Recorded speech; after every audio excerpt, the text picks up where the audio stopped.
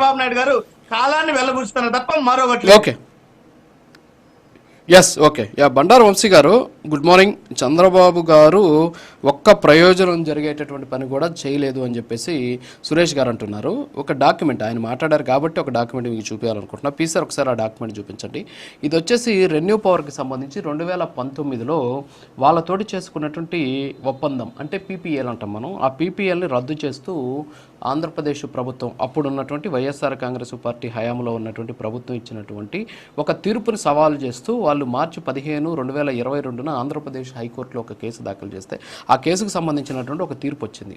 ఆ తీర్పు ప్రకారం అక్కడ ఏమనుందంటే మొత్తం క్లియర్గా మనం దాంట్లో మనం చూడొచ్చు. అందులో ఉన్నటువంటి దాన్ని బట్టి చూస్తూ ఉంటే మొత్తం కూడా ఇప్పటి వరకు కూడా డిసెంబర్ 31, 2021 నాటికి రెన్యూ కంపెనీకి రావాల్సిన మొత్తం బకాయిలు 51,713 మిలియన్ రూపాయలను ఇవ్వాలి. ఏపీ డిస్కౌంట్ నుంచి రావాల్సినటువంటి 16,879 మిలియన్ల రూపాయలను ఇవ్వాలి అని చెప్పేసి చాలా స్పష్టంగా అందులో చెప్పినటువంటి పరిస్థితి.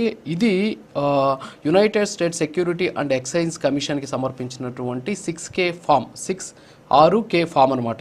ఇది రెన్యూ ఎనర్జీ గ్లోబల్ పిఎల్సీ అనేటటువంటి కంపెనీ ఇచ్చినటువంటి నివేదిక. సో వైఎస్ఆర్ కాంగ్రెస్ పార్టీ అధికారంలోకి వచ్చిన తర్వాత వాళ్ళతో జరుపుకున్నటువంటి ఒప్పందాలను రద్దు చేసుకోవడంతో వాళ్ళు కోర్టుకు వెళ్ళి గెలిచి వాళ్ళకి రావాల్సినటువంటి 16,879 మిలియన్ రూపాయలను తమకు చెల్లించాలని చెప్పేసి కోర్టు ఇచ్చినటువంటి ఆర్డర్ కాపీకి సంబంధించి వాళ్ళు United states securities and exchange కమిషన్కి ఇచ్చినటువంటి ఒక రిపోర్ట్ కాపీకి సంబంధించినటువంటి ఇష్యూ ఇది. మరి రెన్యూ పవర్కి సంబంధించి పీపీఏలు ఆపేస్తే వైఎస్ఆర్ కాంగ్రెస్ పార్టీ అధికారం ఉన్నప్పుడు ప్రభుత్వం మీద గెలిచి వాళ్ళ డబ్బులు వాళ్ళు తెచ్చుకుంటే ఈరోజు రెన్యూ పవర్ మేమే తెచ్చామని చెప్పేసి వైసీపీ చెబుతోంది. సో దీనికి దానికి పొంతన కనిపించట్లేదు. మీకేమైనా అర్థమైతే చెప్తారా కొంచెం? సార్ గుడ్ మార్నింగ్ రాజు గారు.